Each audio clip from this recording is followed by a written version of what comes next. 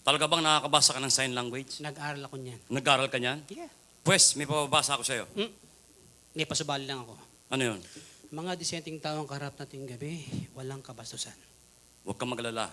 Walang kabastusan ang gagawin ko. Good. Makinig kang mabuti. Merong 4 na piping nag-uusap. 4. Sabi ng unang pipi, Ada! Dong! Bakit? Bakit? Mukhang hindi tayo nagkaintindihan, kaka. Hindi nagkaintindihan. Kababanggit ko lang walang kabastusan. Walang bastos sa ginawa ko. Na? Buti na. Oo. Ano, kahit malayo ka, alam mo sinesenyas mo. Iniisip nyo kasi, huwag kang kung bahala riyan. Ayusin mo naman. Sabi ng pangalawang pipi, Ada!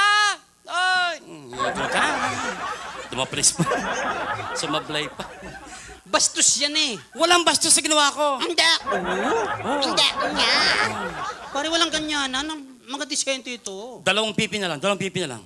Sabi ng pangatlong pipi, Ada! Ada! Yan, sigurado na ako. Bakit? Como facial expression.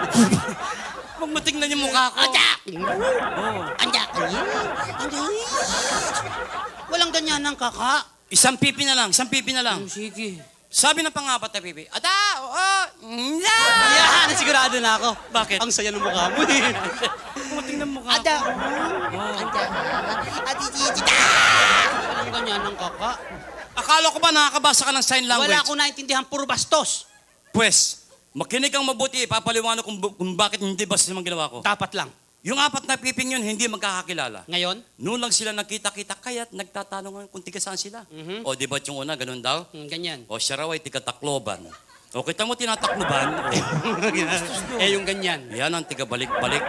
O, kita mo binabalik-balik? O, Yung ganyan. yan ang tiga Masbate. Probinsya yon, Masbate. Yung ganyan. O, yan ang Panay.